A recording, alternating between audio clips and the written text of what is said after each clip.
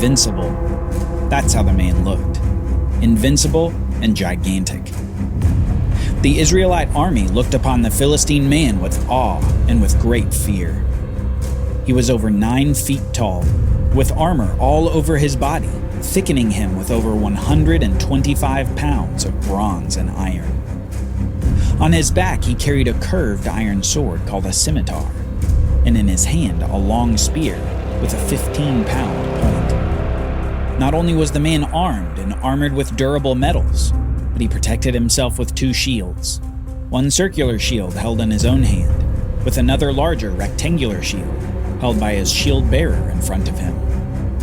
The man looked invincible, and he was taunting the Israelites, camped opposite the Philistines across the valley. Goliath was the champion of the Philistines, arrayed in battle gear ready to take on any who would oppose him. He was hardened by years of battle and confident in defeating all who might challenge him.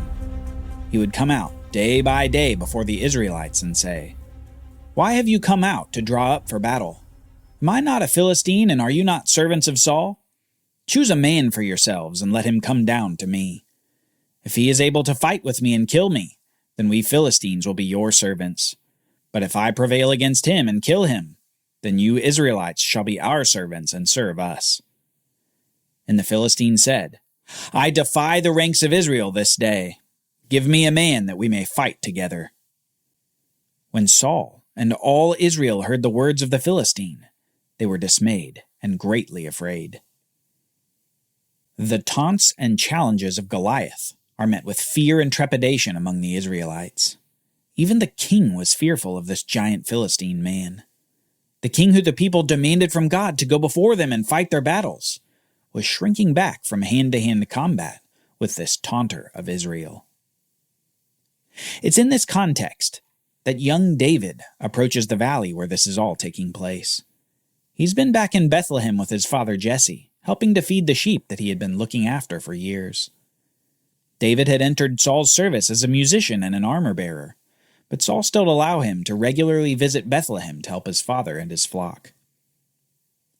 David's 3 oldest brothers were now serving Saul as well, not as personal assistants to the king, but as soldiers in the king's army. With this in mind, Jesse had instructed David to go to the Israelite camp to check on his brothers and to bring them food, no doubt wondering when they might be back home in Bethlehem. It had been at least 40 days since they had left for this battle against the Philistines. We read this in 1 Samuel 17, starting in verse 20. "And David rose early in the morning and left the sheep with a keeper, and took the provisions and went, as Jesse had commanded him. And he came to the encampment as the host was going out to the battle line, shouting the war cry. Israel and the Philistines drew up for battle, army against army. And David left the things in charge of the keeper of the baggage, and ran to the ranks and went and greeted his brothers. As he talked with them, behold, the champion, the Philistine of Gath, Goliath by name, came up out of the ranks of the Philistines, and spoke the same words as before. And David heard him. All the men of Israel, when they saw the man, fled from him and were much afraid. And the men of Israel said, Have you seen this man who has come up? Surely he has come up to defy Israel. And the king will enrich the man who kills him with great riches, and will give him his daughter, and make his father's house free in Israel. And David said to the men who stood by him, What shall be done for the man who kills this Philistine and takes away the reproach from Israel? For who is this uncircumcised Philistine that he should defy the armies of the living God? And the people answered him in the same way, So shall it be done to the man who kills him. Upon arriving at the camp, David sees this Philistine taunting and inspiring fear in the Israelites, and he begins to hear rumblings in the camp of Saul's reward for the one who kills him. Desiring confirmation of Saul's announcement, he asks even more men, and they say, Yes, the king will enrich the man with great riches, will give him his daughter, and will make his father's house free in Israel. Someone hears David questioning the soldiers, however, and it's David's older brother, Eliab. Now Eliab, his eldest brother, heard when he spoke to the men. And Eliab's anger was kindled against David, and he said, Why have you come down, and with whom have you left these few sheep in the wilderness? I know the presumption and the evil of your heart, for you have come down to see the battle. And David said, What have I done now? Was it not but a word?" And he turned away from him toward another, and spoke in the same way, and the people answered him again as before. Eliab acts as though he can see into David's heart and see an evil motive. Perhaps Eliab was still frustrated that he wasn't the one anointed by Samuel. God had looked into David's heart and saw a king, and here Eliab acts as though he could see as God sees. He attributes evil to David, but David defends his innocence before continuing through the camp. Soon, however, the camp begins to murmur about something new.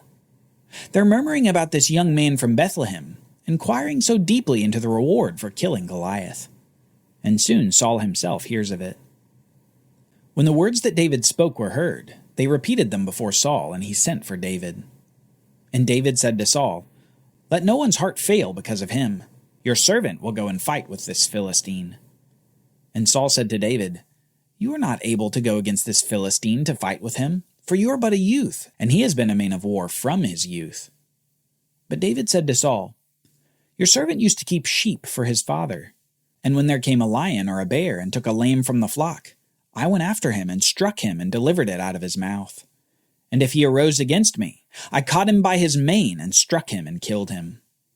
Your servant has struck down both lions and bears, and this uncircumcised Philistine shall be like one of them, for he has defied the armies of the living God." And David said, "The Lord who delivered me from the paw of the lion and from the paw of the bear will deliver me from the hand of this Philistine." And Saul said to David, "Go, and the Lord be with you." David's courage and faith in this scene must have been really something for Saul to see. Saul's fear had kept him off the battlefield, but David was itching to have an opportunity to slay this giant. Perhaps Saul looked upon David and envied his youthful naivete and confidence. Perhaps he was relieved that finally someone out of the Israelite camp would meet this Goliath in combat. In any case, David finally convinces Saul to let him meet this Philistine in battle. And soon Saul is clothing David for the fight. We read, "Then Saul clothed David with his armor. He put a helmet of bronze on his head and clothed him with a coat of mail. And David strapped his sword over his armor, and he tried in vain to go, for he had not tested them. Then David said to Saul, 'I cannot go with these, for I have not tested them.' So David put them off. Then he took his staff in his hand, and chose 5 smooth stones from the brook, and put them in his shepherd's pouch. His sling was in his hand, and he approached the Philistine."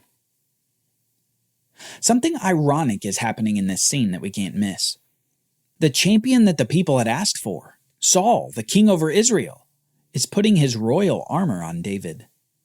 The current king is clothing David with armor fit for a king, probably the best in all of Israel.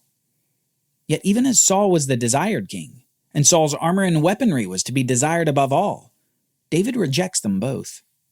It's as if David is rejecting the way that Saul had been king, by rejecting all these man-made protections.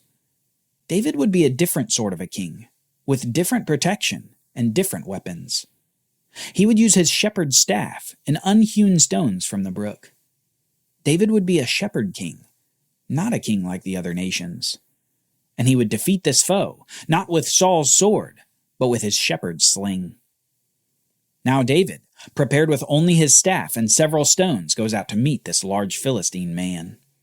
He walks out before all Israel, with the eyes of the giant perhaps squinting in the sun to see who it is that has come out to meet him in combat after so many weeks of taunting. And the Philistine moved forward and came near to David, with his shield-bearer in front of him. And when the Philistine looked and saw David, he disdained him, for he was but a youth, ruddy and handsome in appearance. And the Philistine said to David, "Am I a dog that you come to me with sticks?" And the Philistine cursed David by his gods. The Philistine said to David, "Come to me, and I will give your flesh to the birds of the air and to the beasts of the field." Goliath continues his taunts at this small Israelite approaching him from the camp. David must have looked puny to him. A little shepherd, no more than 20 years of age, approaching the over 9-foot-tall champion of Philistia. Goliath is even offended that Israel would send David arrayed in nothing but his shepherding clothes. But after Goliath's taunt, we hear David's reply, a faith-filled speech for the ages. David said to the Philistine, "You come to me with a sword, and with a spear, and with a javelin. But I come to you in the name of the Lord of hosts, the God of the armies of Israel, whom you have defied.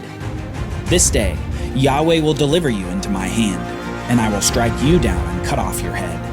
And I will give the dead bodies of the host of the Philistines this day to the birds of the air and to the wild beasts of the earth, that all the earth may know that there is a God in Israel, and that all this assembly may know that Yahweh saves not with sword and spear, for the battle is the Lord's, and he will give you into our hand."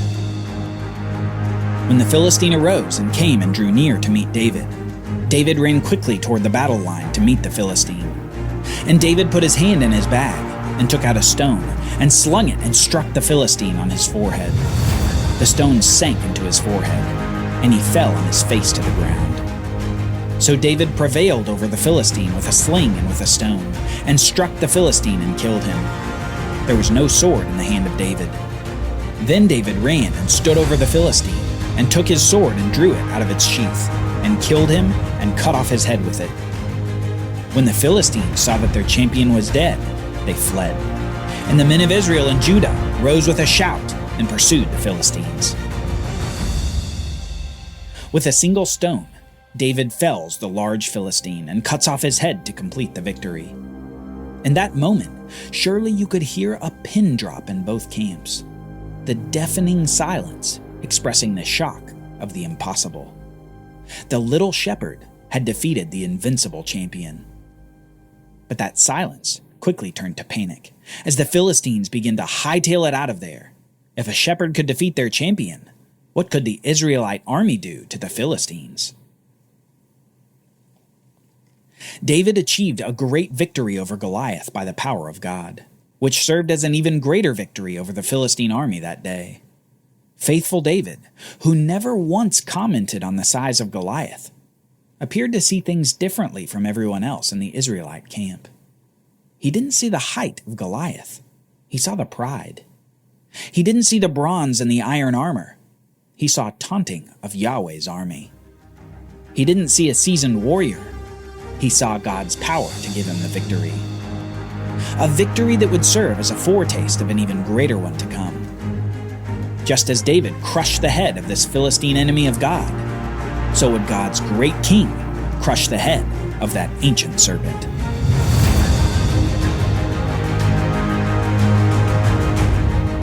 Join us next time as we see the fallout from this amazing battle. David is celebrated by the people, and Saul's jealousy explodes. For Bible readings, reflection questions, and quizzes, don't miss the Bible Brief app. Available on iOS and Android, so you can go deeper into the story. The Bible Brief is a project of the Bible Literacy Foundation, a nonprofit dedicated to helping you learn the Bible. Give to support the Bible Brief by visiting BibleBrief.org or tap the Give link in the show notes. Thank you for supporting the Bible Literacy Foundation.